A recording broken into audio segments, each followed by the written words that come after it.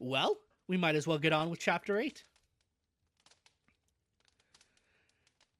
Valancy, as you might expect, did not sleep that night. She lay awake all through the long dark hours, thinking. She made a discovery that surprised her. She, who had been afraid of almost everything in life, was not afraid of death. It did not seem in the least terrible to her. And she need not now be afraid of anything else. Why had she been afraid of things? Because of life. Afraid of Uncle Benjamin because of the menace of poverty and old age. But now she would never be old, neglected, and tolerated. Afraid of being an old maid all her life, but now she would not be an old maid very long. Afraid of offending her mother and her clan because she had to live with and among them and couldn't live peaceably if she didn't give in to them. But now she hadn't. Valancy felt a curious freedom, but she was still horribly afraid of one thing. The fuss the whole jamfrey of them would make when she told them. Valancy shuddered at the thought. She couldn't endure it. Oh, she knew so well how it would be. First, there would be indignation. Yes, indignation on the part of Uncle James because she had gone to a doctor, any doctor, without consulting him. Indignation on the part of her mother for being so sly and deceitful. To your own mother, Doss. Indignation on the part of the whole clan because she had not gone to Dr. Marsh. Then would come the solicitude. She would be taken to Dr. Marsh, and when he confirmed Dr. Trent's diagnosis, she would be taken to specialists in Toronto and Montreal. Uncle Benjamin would foot the bill with a splendid gesture of munificence in thus assisting the widow and orphan, and talk forever after of the shocking fees specialists charged for looking wise and saying they couldn't do anything. And, when the specialist could not do nothing, for her Uncle James would insist on her taking purple pills. I've known them to effect a cure when all the doctors had given up. And her mother would insist on Redfern's blood bitters, and Cousin Stickles would insist on rubbing over her heart every night with Redfern's liniments, on the ground that it might do some good and couldn't do harm, and everybody else would have some pet dope for her to take. Dr. Stalling would come to her and say solemnly, "You are very ill. Are you prepared for what may be before you?" Almost as if he was going to shake his forefinger at her, the forefinger that had not grown any shorter or less knobbly with age. And she would be watched and checked like a baby, and never do anything or go anywhere alone. Perhaps she would not even be allowed to sleep, lest she die in her sleep. Cousin Stickles or her mother would insist on sharing her room and bed. Yes, undoubtedly, they would. It was this last thought that really decided Valancy. She could not put up with it, and she wouldn't. As the clock in the hall below struck 12, Valancy suddenly and definitely made up her mind that she would not tell anybody. She had always been told, ever since she could remember, that she must hide her feelings. "It's not ladylike to have feelings," Cousin Stickles had once told her disapprovingly. Well, in that case she would hide them with a vengeance. But though she was not afraid of death, she was not indifferent to it. She found that she resented it. It was not fair that she should have to die when she had never lived. Rebellion flamed up in her soul as the dark hours passed by, not because she had no future, but because she had no past. I'm poor. I'm ugly. I'm a failure. And I'm near death, she thought. She could see her own obituary notice in the Deerwood Weekly Times copied into the Port Lawrence Journal. A deep gloom was cast over Deerwood, etc., etc. Leaves a large circle of friends to mourn, etc., etc. Lies, all of it would be lies. Gloom! Forsooth, nobody would miss her. Her death would not matter a straw to anybody. Not even her mother loved her. Her mother, who had been so disappointed that she was not a boy, or at least a pretty girl. Valancy reviewed her whole life between midnight and the early spring dawn. It was a very drab existence, but here and there an incident loomed out with a significance out of all proportion to its real importance. These incidents were all unpleasant in one way or another. Nothing truly pleasant had ever happened to Valancy. I've never had one wholly happy hour in my life. Not one, she thought. I've just been a colorless nonentity. I remember reading somewhere once that there is an hour in which a woman might be happy all her life if she could but find it. And I've never found my hour. Never. Never. And I never will now. If I could only have had that hour, I'd be willing to die. Those significant incidents kept bobbing up in her mind like unbidden ghosts, without any sequence of time or place. For instance, the time when, at 16, she had blued a tub full of clothes too deeply. Oh, and one time, when at 8, she had stolen some raspberry jam from Aunt Wellington's pantry. Valancy never heard the last of those two misdemeanors. At almost every clan gathering, they were raked up against her as jokes. Uncle Benjamin hardly ever missed retelling the raspberry jam incident. He had been one to catch her, her face all stained and streaked. I have really done so few bad things that they have to keep harping on the old ones, thought Valancy. Why, I've never even had a quarrel with anyone. I haven't an enemy. What a spineless thing I must be to not have even one enemy. And then there was the incident of the dust pile at school when she was 7. Valancy always recalled it when Dr. Stalling referred to the text, "To him that hath shall be given, and from him that hath not shall be taken it even that which he hath." Other people might puzzle over that text, but it had never puzzled Valancy. The whole relationship between herself and Olive, dating from the day of the dust pile, was a commentary on it. She had been going to school a year, but Olive, who was a year younger, had just begun, and had about her all the glamour of a new girl, and an exceedingly pretty girl at that. It was at recess, and all the girls, big and little, were out on the road in front of the school making dust piles. The aim of each girl was to have the biggest pile. Valancy was very, very good at making dust piles. There was an art in it, and she had secret hopes of leading. But Olive, working off by herself, was suddenly discovered to have a larger dust pile than anybody. Valancy felt no jealousy. Her dust pile was quite big enough to please her. Then one of the older girls had an inspiration. "Let's put all our dust on Olive's pile and make a tremendous one," she exclaimed. A frenzy seemed to seize the girls. They swooped down on the dust piles with pails and shovels, and in a few seconds, Olive's pile was a veritable pyramid. In vain, Valancy with scrawny, outstretched little arms tried to protect hers, but she was ruthlessly swept aside, her dust pile scooped and poured on Olive's. Valancy turned away resolutely and began building another dust pile. Again, a bigger girl pounced on it. Valancy stood before it, flushed, indignant, arms outspread. "Don't take it," she pleaded. "Please don't take it." "But why?" demanded the older girl. "Why don't you want to help build Olive's bigger?" "I want my own little dust pile," said Valancy piteously. Her plea went unheeded. While she argued with one girl, another scraped up her dust pile. Valancy turned away, her heart swelling, her eyes full of tears. "Jealous! You're jealous!" said the girls mockingly. "You were very selfish," said her mother coldly, when Valancy told her about it at night.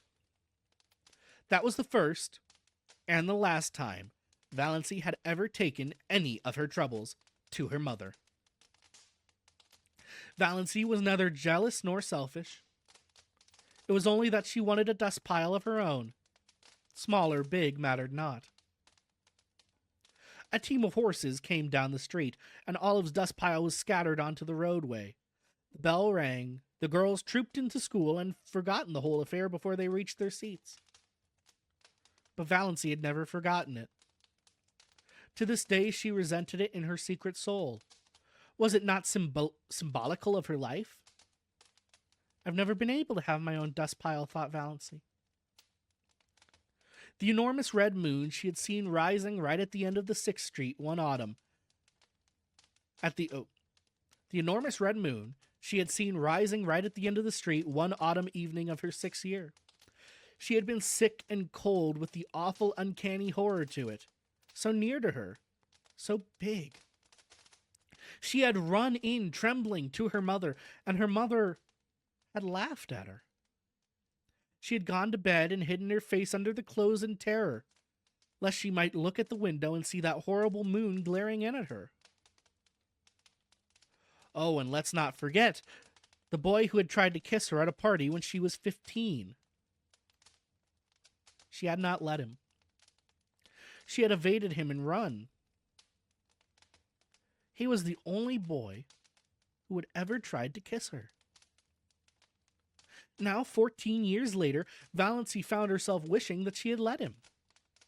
The time she had been made to apologize to Olive for something she hadn't done. Olive had said that Valancy had pushed her into the mud and spoiled her new shoes on purpose. Valancy knew she hadn't. It had been an accident, and even that wasn't her fault. But, of course, nobody would believe her. She had to apologize and kiss Olive to make up. The injustice of it burned in her soul tonight. What about that summer, when Olive had the most beautiful hat trimmed with creamy yellow net and a wreath of red roses and little ribbon bows under the chin? Valancy had wanted a hat like that more than she had ever wanted anything. She pleaded for one and had been laughed at again. All summer she had to wear a horrid little brown sailor with elastic that cut behind her ears. None of the girls would go around with her because she was so shabby. No one except Olive. People had thought Olive so sweet and unselfish. I was an excellent foil for her, thought Valancy. Even then she knew that. Oh, and of course, Valancy had tried to win a prize for attendance in Sunday school once. But Olive won it. There were so many Sundays Valancy had to stay home because she had colds. She had once tried to say a piece in school one Friday afternoon and had broken down in it. Olive was a good reciter and never got stuck. And the night she had spent in Port Lawrence with Aunt Isabel when she was 10, Byron Sterling was there from Montreal. He was 12 years old, conceited and clever. At family prayers in the morning, Byron had reached across and given Valancy's thin arm such a savage pinch that she screamed out with pain. After prayers were over, she was summoned to Aunt Isabel's bar of judgment, but when she said Byron had pinched her, Byron denied it. He said she cried out because the kitten scratched her. He said she had put the kitten up on her chair and was playing with it when she should have been listening to Uncle David's prayer. He was believed.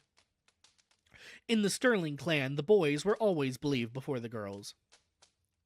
Valancy was sent home in disgrace because of her exceedingly bad behavior during family prayers, and she was not asked to Aunt Isabel's again for many moons. And the time that Cousin Betty Sterling was married. Somehow Valancy got wind of the fact that Betty was going to ask her to be one of the bridesmaids.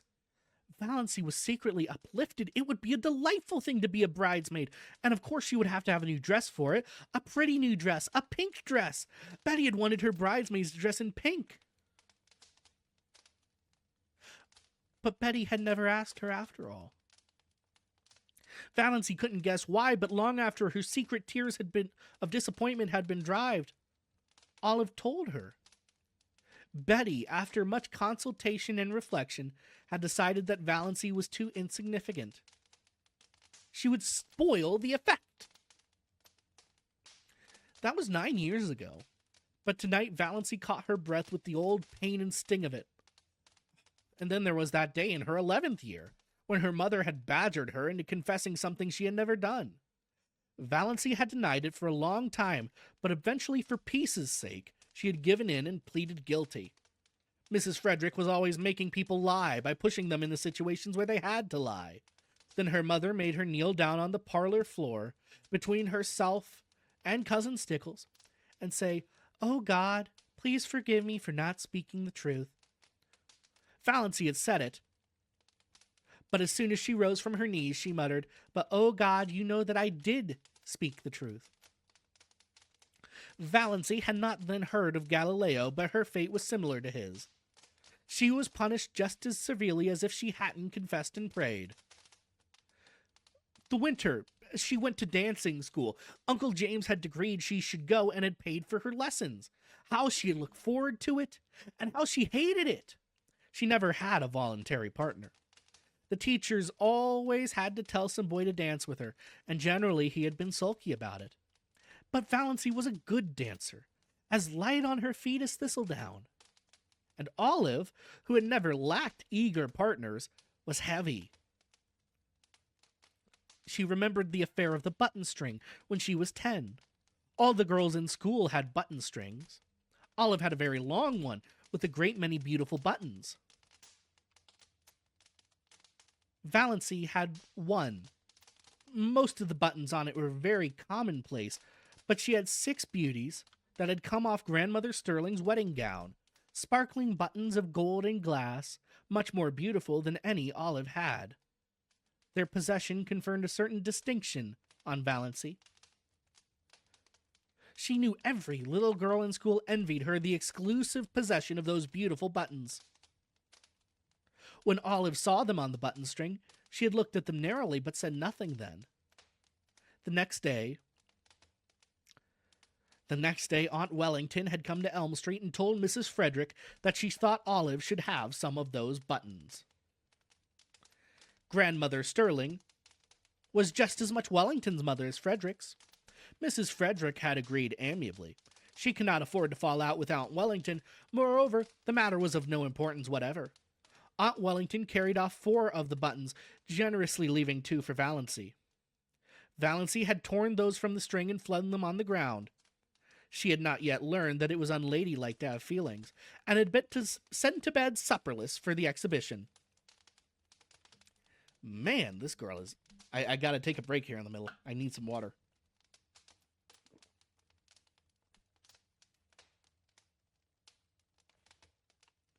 Oh, hello, what is this? Celestia Ludenberg?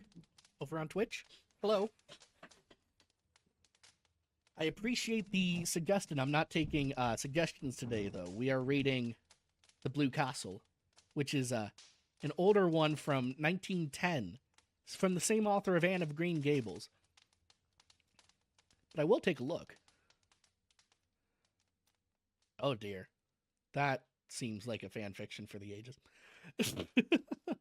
But I appreciate the suggestion. We're not doing suggestions today, though. Maybe when we hit affiliate, we'll do another fanfic day. But affiliate has not yet happened. It's the viewer count. The average viewer count. We can't hit it. I don't know why.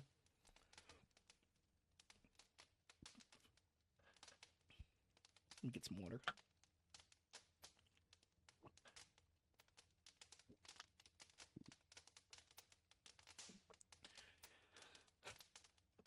There was also the night of Margaret Blunt's party. She had made such pathetic efforts to be pretty that night. Rob Walker was to be there. And 2 nights before, on the moonlit veranda of Uncle Herbert's cotters at Mistawis, Rob had seemed really attracted to her. At Margaret's party, Rob never even asked her to dance. He didn't notice her at all, of course. She was a wallflower, as usual. That was years ago. People in Deerwood had long since given up inviting Valancy to dances.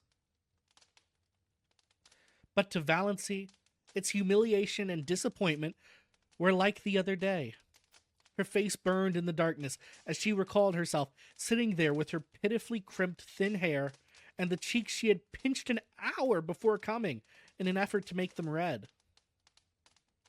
All that came of it was a wild story that Valancy Sterling was rouged at Margaret Blunt's party.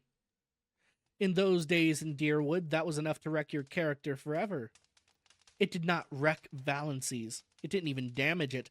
People knew she couldn't be fast if she tried. They've only laughed at her. I've had nothing but a second-hand existence, decided Valancy. All the great emotions of life have passed me by. I've never even had a real grief. Have I ever really loved anybody? Do I even love Mother? No, I don't. That's the truth, whether it's disgraceful or not.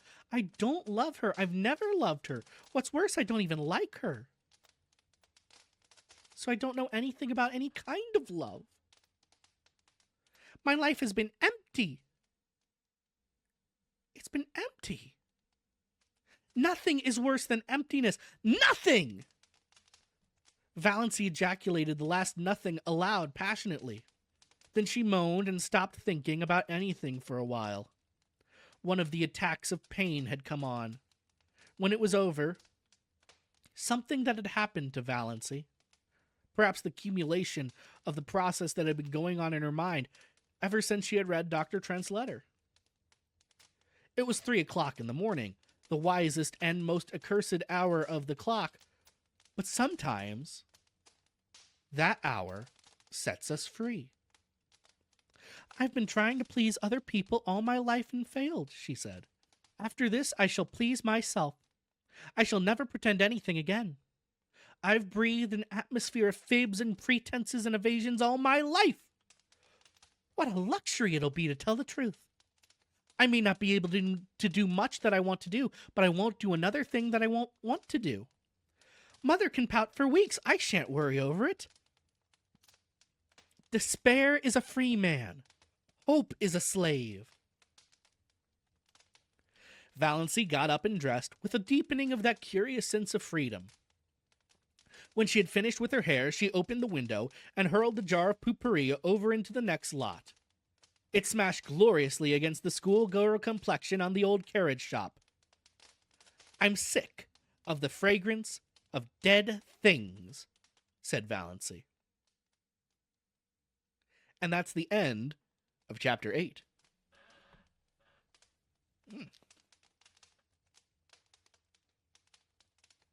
I still don't know where this is going. It's been a while since I cracked open a book. And I'm like, I have no idea what the ending's supposed to be. Even when we read Dracula, like everyone knows how Dracula ends, even if you've never read it. Dracula gets killed. Because that's how it goes. But in this case, I have no clue whatsoever. I have actually no idea. Like, is she going to find a man? Is she not? I thought this was a romance. There's a guy on the cover. I assume she does find a man. And then it becomes a bit of a tragedy? I don't know. What I do know is I am feeling for this poor girl. Like, oof. It's hitting me in my gut. So many of the things that she said so far are just, unfortunately, so relatable to my own situation that it hurts. Like that whole bit about never having an enemy, never having a real grief, etc., etc. I'm not quite that poorly off. I remember a few years back when I was, and I had this moment that she's having, where I decided to stop trying to please everyone by being nice. That was a hard moment. Not much came from it, but it was good for me, you know?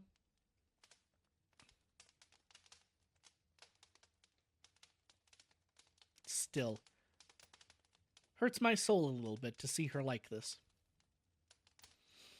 That's good.